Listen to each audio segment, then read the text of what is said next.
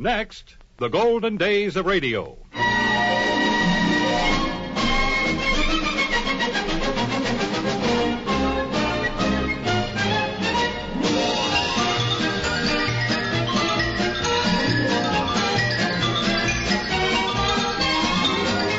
This is Frank Brzee inviting you to join me for the golden days of radio. Great moments from radio programs of the past, headlining some of the world's most famous personalities.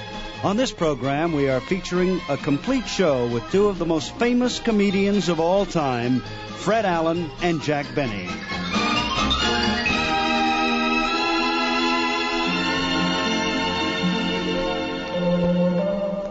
Comedian Jack Benny was born in Waukegan, Illinois. And although he admits to being only 39 years old, on February 14th, 1971, he celebrated his 77th birthday. Jack Benny was a star in vaudeville, motion pictures, radio, and television. I think, however, that radio was the medium in which he was outstanding. Here's an example of one of the most memorable bits from the Jack Benny Show. This classic routine, done many times over the years, features Mel Blanc as the railroad conductor, Rochester, Frank Nelson, Joe Kearns, Phil Harris, and Sheldon Leonard as the racetrack tout. Gee, the station is crowded. Rochester. Yes, boss. Put on your red cap and carry my bags to the train, will you? I gotta meet my gang. Train leaving on track 5 for Anaheim, Azusa, and Cucamonga. Gee, we're all supposed to meet here at the information desk. Oh, there they are. Hey, Phil, Don. Oh, hello, Jack. Hiya, Jackson. Say, what are you carrying there under your arm? Well, I heard it was pretty cold in New York, and I want to be on the safe side. But, Jackson, a smudge pot.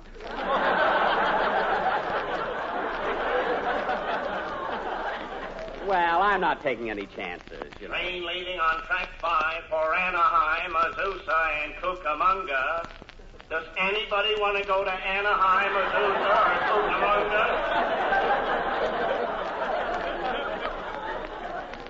Say, Don, have you got all the tickets? Well, not quite, Jack. At the last minute, Phil said he needed an extra one. Phil, who are you sneaking on this trip with you? Well, it's Frankie, my guitar player. I got to take him along on account of the magazines. The magazine? Yeah, he reads to me.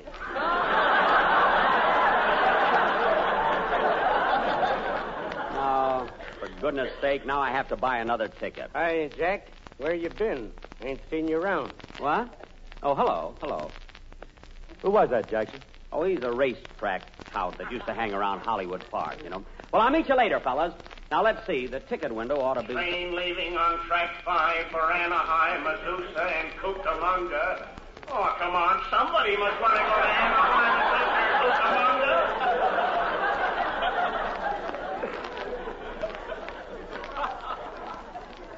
Cucamonga. Now, let me see. The ticket window ought to be...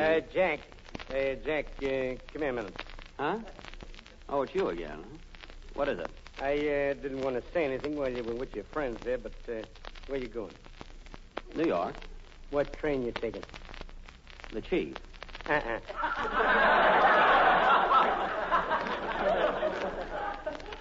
Why, what's the matter? Take the El Capitan. But I like the chief. Come here a minute.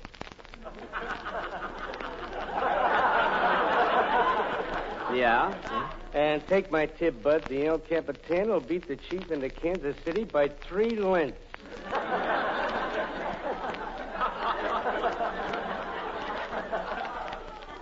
What? According to yesterday's performance, it can't miss. Well, look, I'm sorry. I'm taking the chief. You know? Why? Come here a minute. Don't noise this around, see? No. But I found out the chief is a sleeper.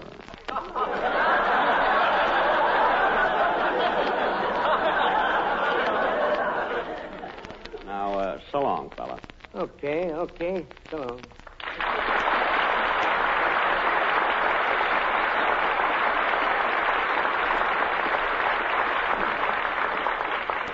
Now, let's see. The ticket window should be... Train leaving on track 5 for Anaheim, Azusa, and Cucamonga. Look, we're not asking much. 2 of you, or even 1 of you. Just somebody to keep the engineer company. Here's the ticket window. Oh, pardon me. Are you the ticket clerk? So what do you think I am in this cage, a canary?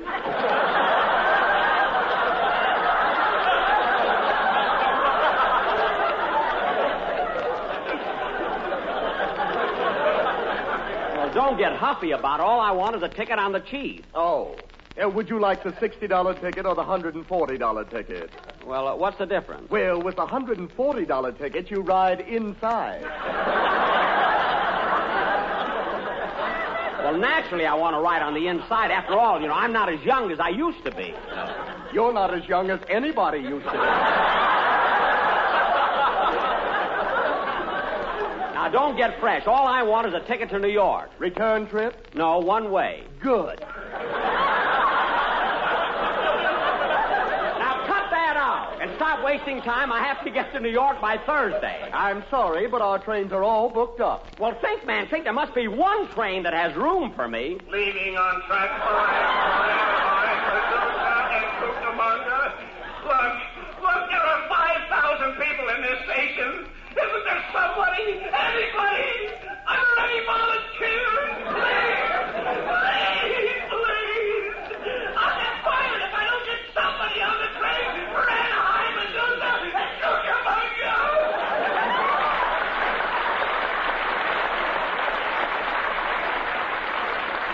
Look, clerk, I've waited here long enough. You've just got to... Well, you're in luck, Blue Eyes. I found one ticket on the cheap. Good, I'll take it. The chief leaving for New York. All aboard. Hurry up, will you, clerk? Thanks. Wait for me! Hey, Jackson, we're moving. Hurry up. I'm coming! Wait for me!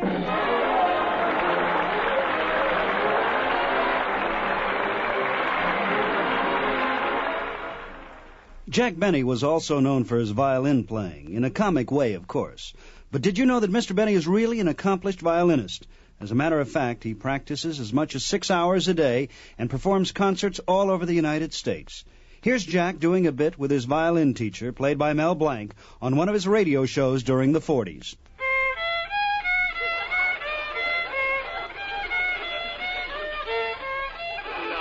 No, Monsieur Benny. Please tune up the violin.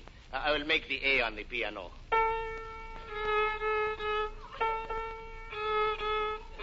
No, you are flat. Pull the string up a little tighter. Okay. Tighter. Oh, darn it, the string broke. Good, that's 1 down and 3 to go. Well, you better put a new string on, Professor, while I open the window. It's kind of hot in here. There. Hey, Stevie, kick it to me. And then I'll... Look, there's Mr. Benny in the window. Hello, Mr. Benny. Oh, hello, Joey. Hello, Stevie. Hello, Mr. Benny. Say, Mr. Benny, some of us kids are going to play football. Can you come out and play with us? Oh, gee, I can't, Joey. I got to take my violin lesson.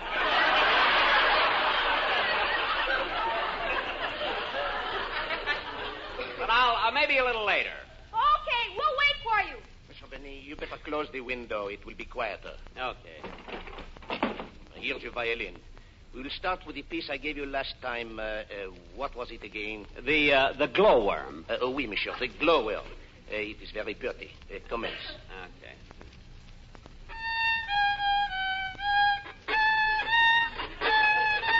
Monsieur Benny. Monsieur Benny, it is such a small worm. Do not kill it.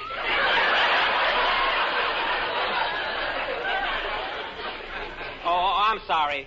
I'll take it again.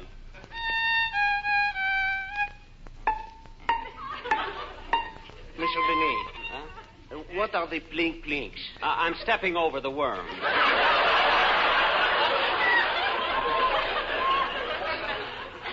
Monsieur Benny, leave the jokes to the comedians. Yes, sir. Perhaps we better limber up a little more with the exercises. As you wish.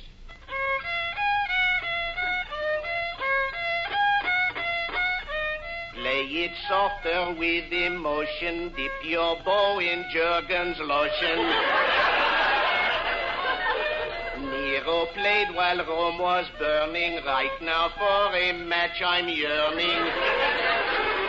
Now, Monsieur Benet, you are sounding worse than ever. But, Professor, I've been practicing 2 hours every day. How can you stand it?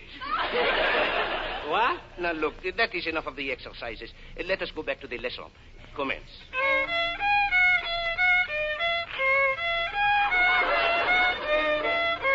Now, Monsieur Benet,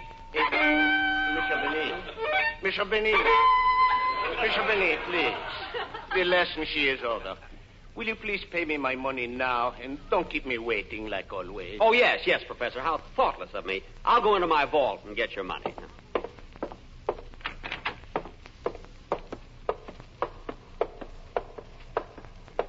Gee, I wonder who keeps it further underground, me or Fort Knox. I must ask him someday when I'm there to collect the rent.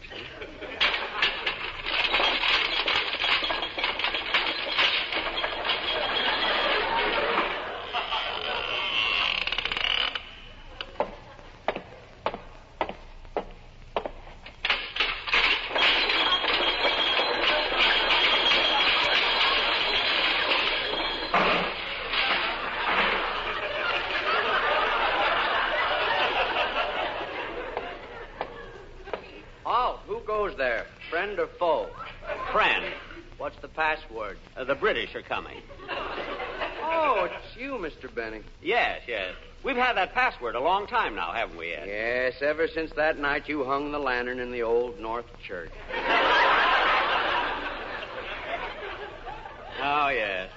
By the way, Mr. Benny, did that fellow on horseback ever make it? Why? I had $2 on him. Well, excuse me a minute, Ed. I'm going to open the vault. How much money are you putting in? Oh, nothing. You know, I'm taking some out. Oh? Sickness in the family?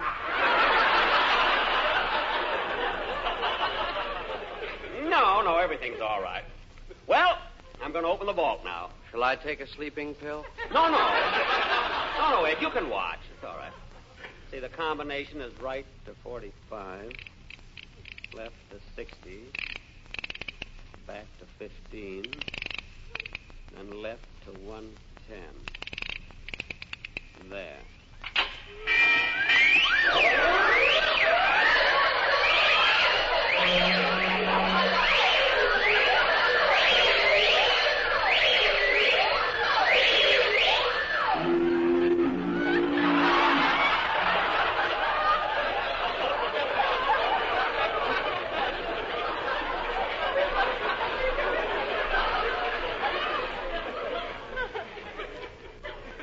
Why be half safe?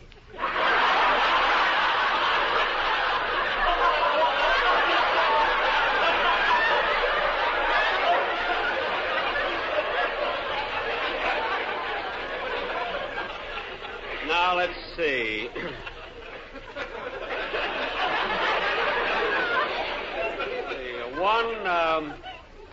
One violin lesson, $1.50.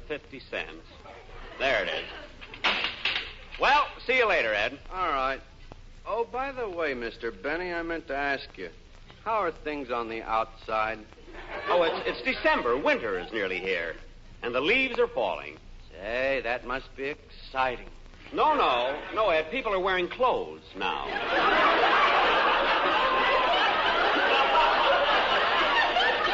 Oh, uh-huh. Well, goodbye, Mr. Benny. Goodbye, Ed. Well, here you are, Professor, $1.50. Here's your $1, and here's a... Oh, darn it, it was so dark down there, I got the wrong coin. Professor, have you got change for a Spanish doubloon? Fred Allen and Jack Benny were great foils. In the late 30s, as part of his weekly routine, Jack created a running feud with Fred Allen, star of Town Hall Tonight. Several years ago, when Mr. Benny was a guest on the Golden Days of Radio, I asked him about this well-known feud. And, of course, everyone would like to know a little bit about your famous feud with comedian Fred Allen. How did that begin? Well, this feud with Fred Allen started by accident. A lot of people imagine that we planned a feud like this, but if you'd have planned it, it wouldn't have been successful. Uh-huh. The feud started with a little 10-year-old boy who played a violin solo, and when he got through, Alan made derogatory remarks about my violin playing. So I answered him on my show, knowing he would listen to it. And he knew I was always listening to his show, so he then answered me. And this went on week after week until we got into the feud. And we were into the feud, I would say, 7 or 8 months before we even discussed it with each other over the phone about what to do next. Mm-hmm. That's why it was a successful feud. It would never have been any other way. Oh, Jack, you've been a successful comedian and one of the great names for many, many years. And here's Jack with Fred Allen during the days of the Benny Allen feud. Jack, this is quite a surprise, you dropping in. I didn't know you were going to be here tonight. I didn't know it either, Fred, until I heard you announce it 5 times last week.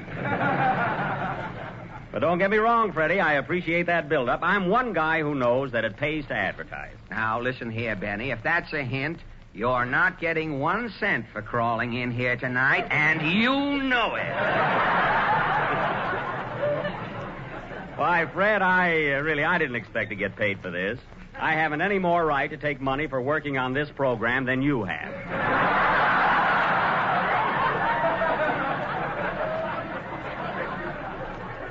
Hold on there, Benny. That's an insult. Well, if I was Professor Quiz, I'd say correct. Absolutely correct.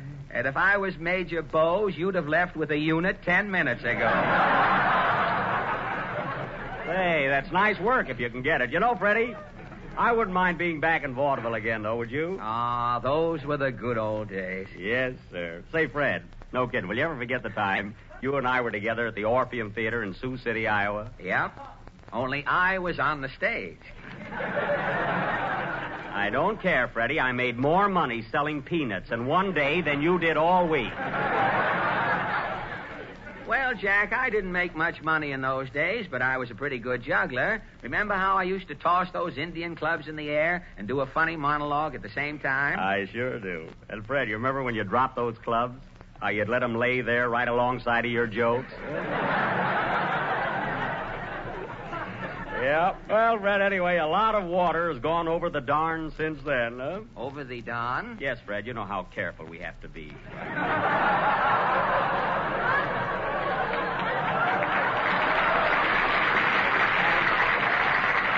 But just think, Freddie, just think, here we are, both in Hollywood and both of us in pictures. It does seem unreasonable, doesn't it? Yeah.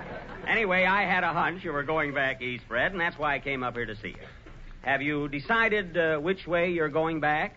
I mean, which form of transportation? Well, I was going to take the boat and go through Panama, but I've got a hat, so I decided to take the train. Well, Fred, of course, I don't want to influence you one way or the other, but have you ever thought of driving back east? You know, by automobile? What kind of an automobile? Now, don't rush me. And it's in good condition, too. No kidding. Would you like to drive back home, Freddie? No, Jack. I'll stick to the chief. Well, if you'd rather hang around with Indians. But the chief is a train, as you will find out when you finish your next picture, Mr. Benny. Say, what are you trying to get at, anyway? Well, Fred, I own a Maxwell. And I thought that You don't think you can palm that tin nightmare off on me, I hope. Why, I wouldn't be found dead in that car. Say, you're no better than the engine.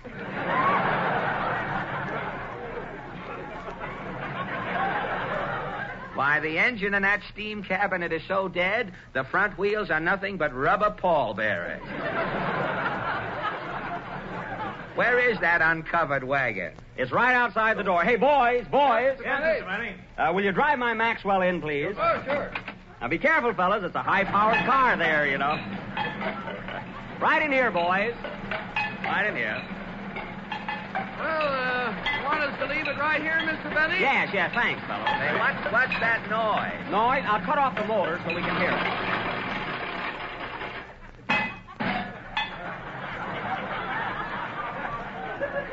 That's better. Yes. Hey, Mr. Benny, I guess this belongs to you. Oh, the door. Yes, thanks.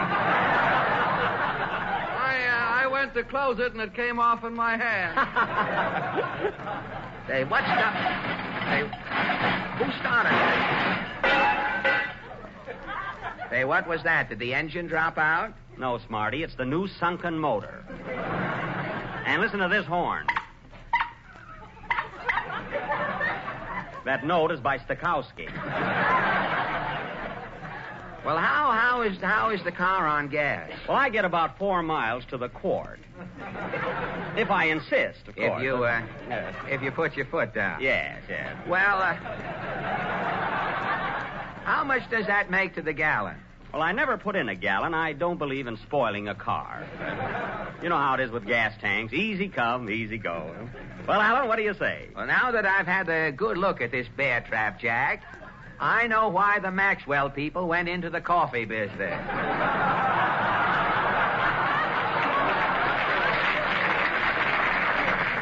Now, Freddie, I'm not begging you to take this car, only I thought, well, you walk all the time. You're not getting any younger. I think you ought to take your varicose veins out for a spin once in a while. What are you asking for this Rhapsody and junk? I'm asking $95 F.O.B. F.O.B.? For old Benny. How about it, Fred? Say, if you don't know, laughing at your next Sunday show already. You can't wait. If you don't know... I'd give $1,000 if I could think of an answer right now. If you don't know by now that I don't want that car, you ought to have your skull thinned. You don't want the car, and I think you don't. I'll be on my way. No hard feelings, I hope. No, Jack, I haven't anything against you, not Benny the man. No. I'm just not in the market, that's all. I hope I didn't offend you. Oh, no, Freddie. I'll just have to sell it to some other guy.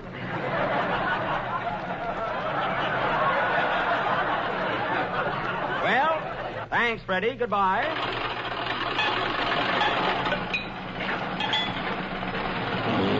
Hey, what was that, Jack? That's what my car thinks of you, Alan. So long, everybody.